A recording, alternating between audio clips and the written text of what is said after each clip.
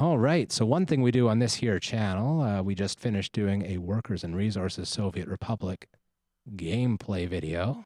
But I like to keep a balance between the gameplay and the real world, because the real world is a little bit more real than the gameplay world, even though the gameplay world feels real. Whew, that rhymes even. So every day after my streaming, I'll have a subject like this. And today's subject, today's news story, is that 2 days ago, the day before yesterday, Canadian actor Elliot Page came out as a transgender man. And this is something that, frankly, I believe very soon, I hope very soon, I have aspirations that very soon this will be something that does not have to grab public attention. And the reason why it should not have to grab public attention is it should be absolutely 100% unquestionably normal, because it is absolutely 100% unquestionably normal. But we live in a world where we haven't yet arrived at that being a normal thing. It's something that, say, 30 years ago, you know, I'm 37, I'm old. 30 years ago, being gay wasn't a normal thing, but now it is. You know, 30 years before that, having, or not even 30 years before that, having a cross-racial marriage was not normal. But now it is. Now it's very normal. Now if you have a problem with, like, people marrying across racial lines, there is something very, very, very wrong with you. You are a blatant and horrific racist. Well, pretty quickly, that is how it's going to be with trans people, because that's the pattern of history. But we're not there yet. And what makes this really cool, what makes this story amazing, is not just that Elliot wrote this incredible little blurb here, and I suggest you go to Elliot Page's Twitter and read this for yourself. I'm not going to read the whole thing. I like the closing paragraph, though. I love that I am trans. I love that I am queer. And the more I hold myself close and fully embrace who I am, the more I dream. The more my heart grows and the more I thrive. To all trans people who deal with harassment, self-loathing, abuse, and the threat of violence every day, I see you. I love you. And I will do everything I can to change this world for the better. And if that's not a beautiful thing, I don't know what is. That's a gorgeous, gorgeous message. Now, what to me is really impressive about this particular coming out is the response to it, because it has been overwhelmingly positive. I don't think I've heard a single person within the media sources I pay attention to say anything remotely questioning about this. It's become at least normalized to the point that within mainstream dialogue and discourse, it's 100% accepted. But that's only mainstream dialogue and discourse. There's still a lot of harassment that's happening. There's still families that are disowning people. There's still abuse and murder. In fact, this past year, I believe, America had more hate crime, anti-trans murders than any other year in history. And that's partly because these things are recorded a lot more now than they used to be, but it's still a horrifying statistic. And it comes with the process of normalization. More people are thinking about it. More people are reacting to it. More bigots are becoming mad that they're losing the culture war and striking out, as they tend to do. Now, another thing happened actually just today that fits in with the same subject. This is a character from Star Trek Discovery named Adira.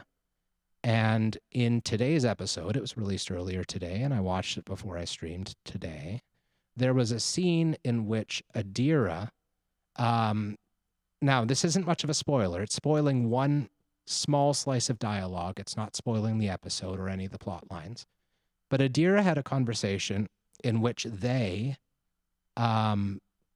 stated their pronoun and said, you know, it was obviously a very emotional thing.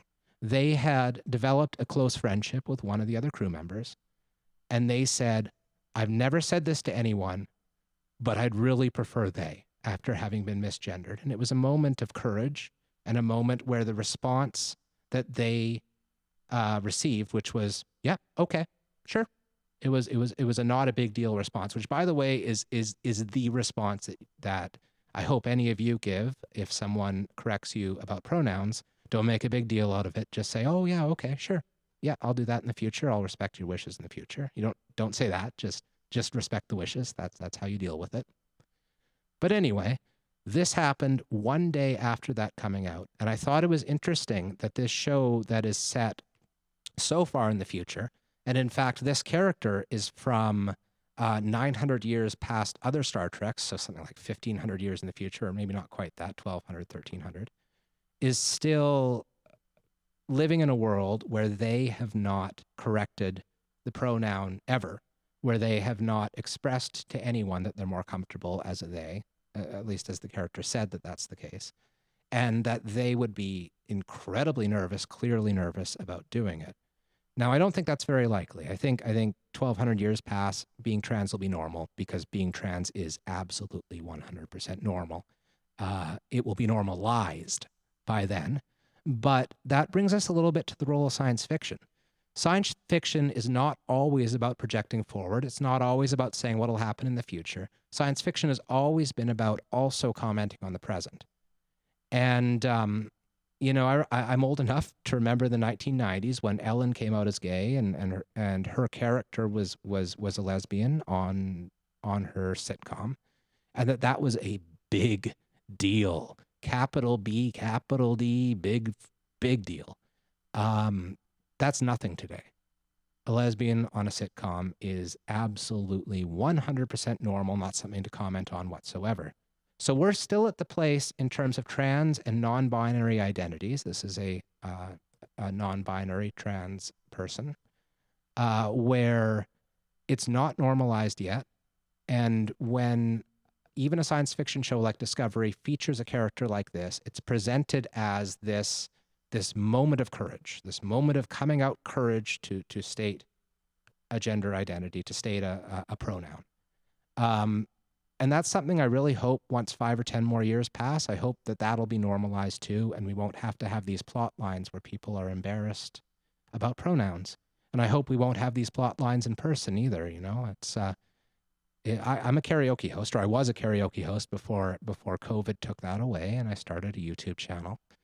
And I had a number of non-binary customers who were regulars at my bar, and even for me, I wanted to be 100% respectful from day one, but I found I had to rewire my brain a bit.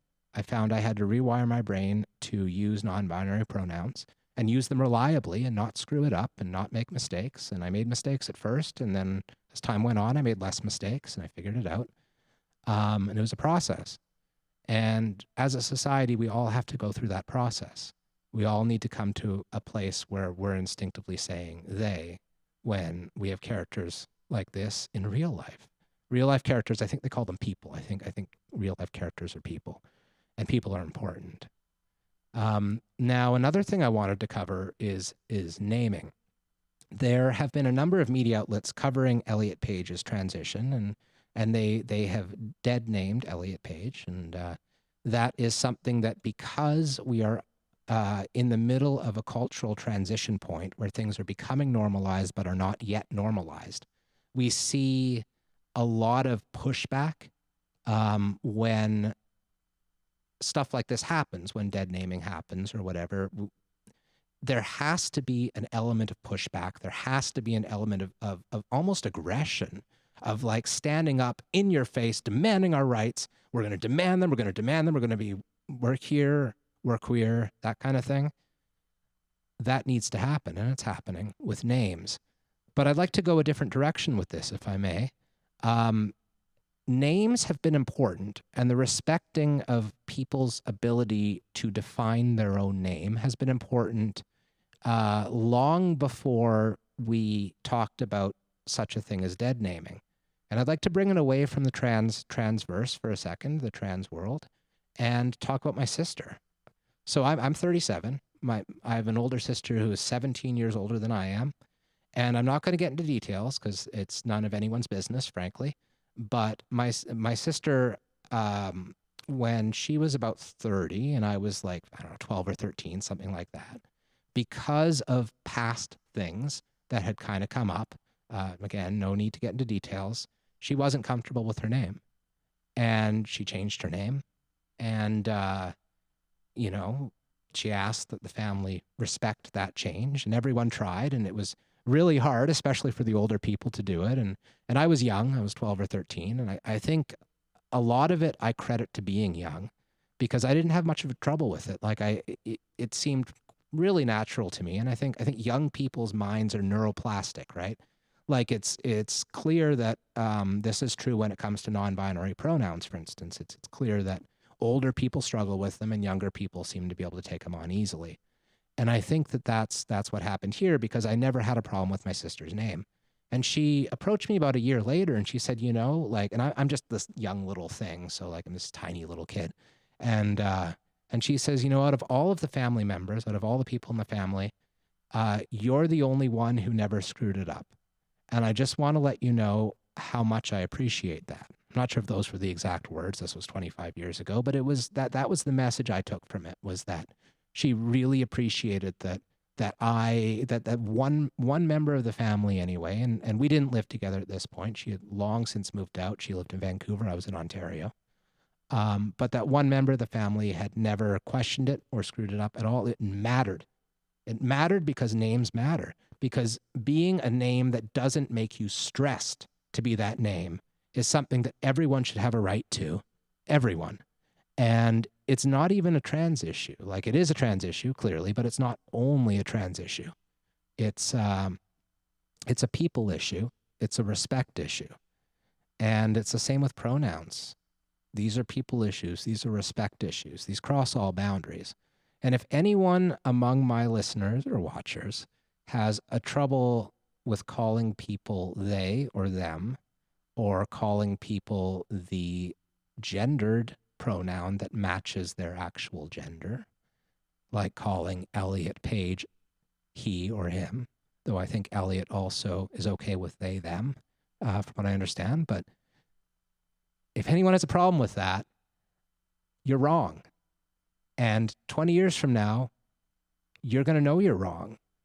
You're going to look back on it the same way homophobes look back on their attitudes from the 90s and the 80s, the same way racists, like people who are racist in the 60s, look back on that today.